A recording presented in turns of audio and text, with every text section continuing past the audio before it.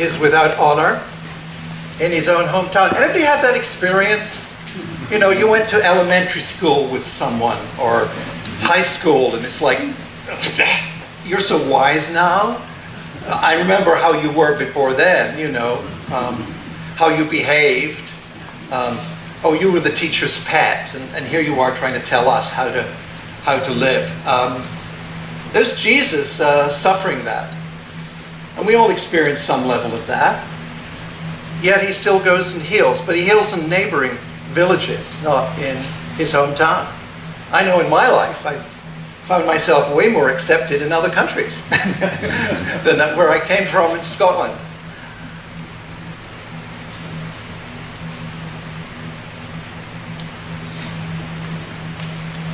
And just think about those brothers and sisters. Most people think of Jesus as being an only child. No, he probably had 3 brothers, 3 sisters. Luke names 4 of them. And can you imagine, you know, it's in those days, the games kids played were simply with stones and rocks and sticks. But let's imagine that they were saying, come on, Jesus, let's go. Actually, it wouldn't be Jesus. It would be Joshua, it would be Yeshua in the Hebrew. Be calling on Yeshua, let's go play soccer. No, I promised Dad I'd do this carpentry. And we want to go to Sepphoris down the road where we're building this new city for Sepphoris, and we're part of the carpenter group. Prophet is without honor in their own country, especially when they're prophesying. There's Ezekiel. I have a special relationship with Ezekiel. I'm going to tell you a story that very few people know in my own life. In 1986, I was at a meditation workshop in the north of England, in an old mansion house surrounded by sheep. There were sheep everywhere. Don't worry, I'm not going to do a sheep joke. And I'm meditating. And those who have done a meditation class with me know how I go about that. You see, we have minds. As soon as we sit down to meditate, it's like, where did I leave my purse? What am I going to make for lunch? I wish he hadn't said that to me. I mean, the mind goes all over the place, right? So we have to quiet the mind. And how do we do that? By active meditation. I mean, we can just say the word one, and then the mind starts focusing on one. I mean, if I say Eiffel Tower, what are you seeing inside yourself? You've got Eiffel, get out of here, I'm trying to meditate. I'm trying to connect with God inside me. So the meditation I happen to use is from the ancient Sanskrit. Hu, H-U, Hu, man, child of God, as we all are. So I'm sitting here, you know, meditating, open body position, as I'm told to have. And then suddenly this energy starts up from the base of my spine. It comes up through my body, and this was a real, true story experience for me. You can say I'm hallucinating, that's fine. This is what I experienced. The energy came up through my body, up my spine, and I found it resting and pressing on the area people call the third eye. I was kind of scared, but I was hanging in there. This is important. And I exteriorized through there. I was up in the heavens. I was literally looking back at the world. I saw myself attached as if with a silver cord to the world. And I went through a number of experiences as I was there. It seemed to me like, you know, it could be half an hour. No, it was probably seconds I was out of the body. And then there was a pop, and I was back in the body. And in the darkness, I saw gold letters. It's a bit like Star Wars, you know, these letters come at you out of space. I seen gold letters. And it appears to be Hebrew letters, but I don't speak Hebrew, except for some reason I know exactly what it means. What it means is Ezekiel 2:1, our reading for today. So I get out my King James Version of the Bible, the only one I had back then. And there it is. Stand up, O Son of Man, and I will speak to you. Whew. And to cut a long story short, 2 years later I was an ordained minister. I'd been through a master's degree in theology, And I was traveling all over the world because I founded a global consulting business, and as part of that I would always do ministry wherever I was. So I was called. Anyone here ever been called? I mean, that's a pretty dramatic call. Maybe the calls we get are more like, oh, I should really take care of my neighbor here who's suffering, or maybe I should call my son or my daughter that I haven't talked to for 10 years. Something inside us calls us, as Ezekiel's called. Does anyone know who else in the Bible was called with a vision? Numbers says, I am the Lord, and I will call you with a vision if I want you to prophesy. Who else? Saul. Yeah, Samuel. Samuel is a good example. Remember, Eli's the old guy, and he says, Samuel, go to bed. Stop bothering me. Oh, I'm here. You kept calling me. No, it wasn't me. And keeps on sending Samuel back to lay down and rest. And then the third time, it's very interesting, on the third occasion, Samuel gets up, hears a voice in his dreams, and gets up and goes to Eli and says, here I am. And Eli gets it. The Lord is calling you, Samuel. Jeremiah, in a similar way, God's saying in a vision, I created you. Before you were born, I knew you, and I need you. I'm sending you out. To which the question is always, how do you respond to that? I mean, I found myself called to many things. For example, I'm in my office in Manhattan at 6th and 55th, and I'm sitting there just having a work day, ordinary day, and I get a call. I get a call from a guy called Dick Sauer, Chief Executive of 4-H National Council. And we know about 4-H, the seed clubs, how kids got, it's $1 billion nonprofit these days, and it's how kids work with adults. And he wants me to run a board retreat for him. He says, I've heard about your work, but come and do a board retreat for me. So he tells me a bit about 4-H. I say, that's interesting. So before we do that, what's your mission?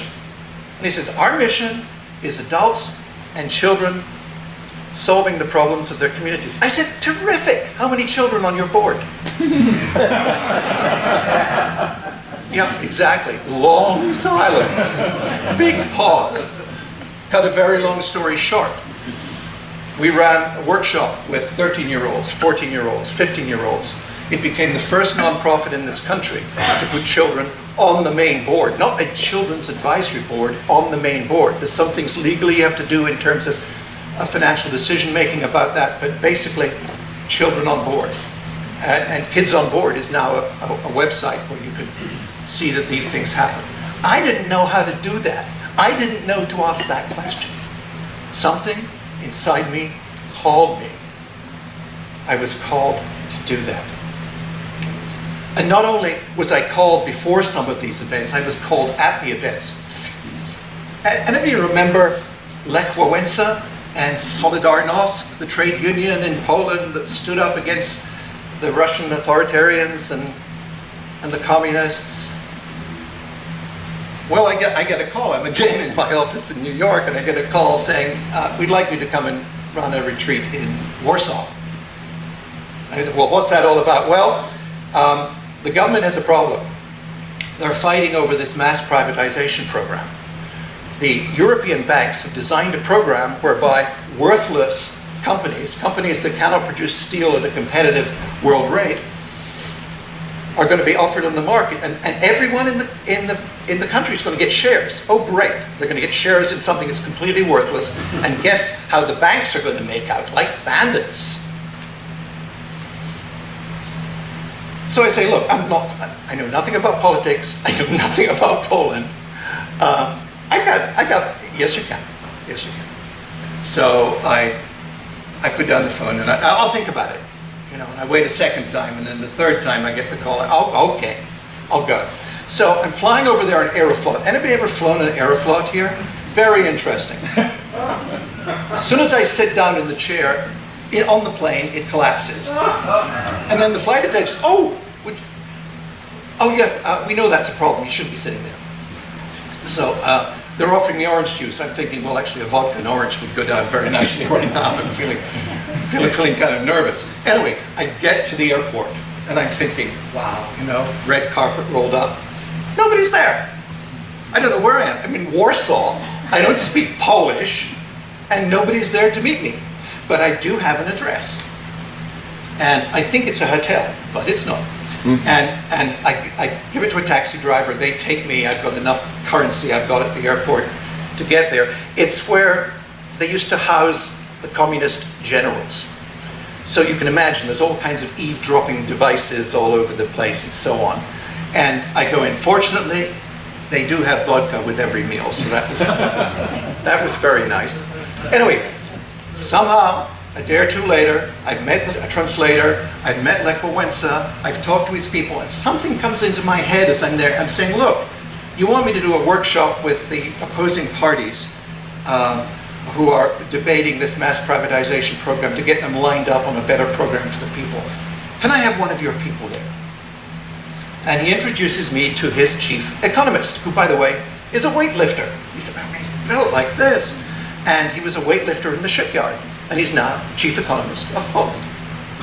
So he comes to the meeting. Thank God he comes to the meeting.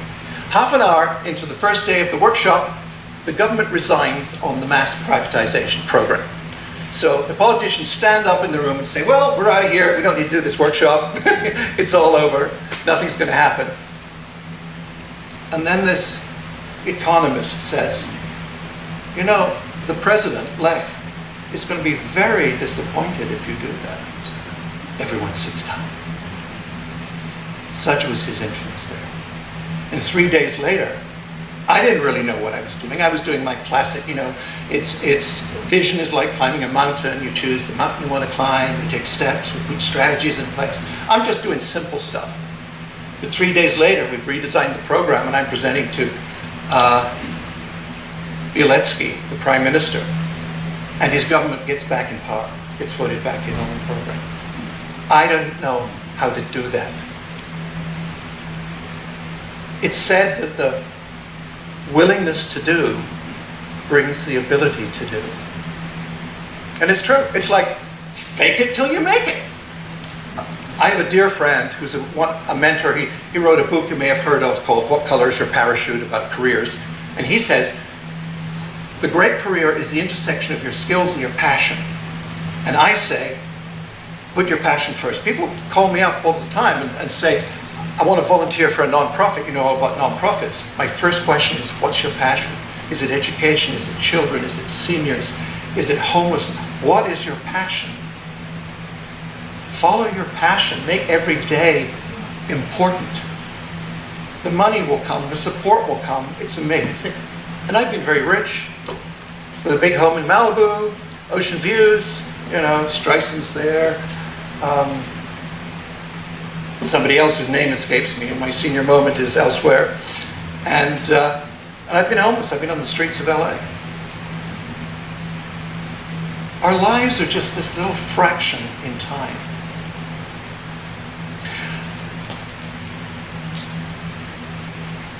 And we really don't know when the end will come. When I used to live in London, there was a guy in Leicester Square that had a big sign, "The end is nigh." It actually also said, "and eat more vegetables." So, the end has been nigh for a long time. Christ said the end was nigh. There was a second coming. Paul says, any day now, the Lord's coming back. Well, those of us who've been to Jerusalem know the story is, he never left. He went to inside of us in the spiritual world. We so focus on the material world, we forget the spiritual world. So, are you called? Are you called to something? Are you called to do something inside you? Do you quiet yourself enough so that you can hear the call? Because we get caught up in the everyday, Me too. I mean, I may be standing up here with a, funny colored stole and a dog collar, but I'm us. We're us. We're all doing this together. Your relationship with God is directly with God. It's not through me. Are you called? And if you're called, how do you know which voice it is? Whose voice it is? I test the voice. I use that HU chime against it, and I notice anything that's not for me gets moved away. And then I find out God. I mean, it's pretty obvious to me. If somebody says Ezekiel 2:1 in my meditation, that's not Lucifer. He's not going to say Ezekiel 2:1. We are called, but we need to listen for the call. And then the question comes, what is our response to the call? How did Isaiah respond to his call? Here I am, Lord. Send me. Amen. Amen.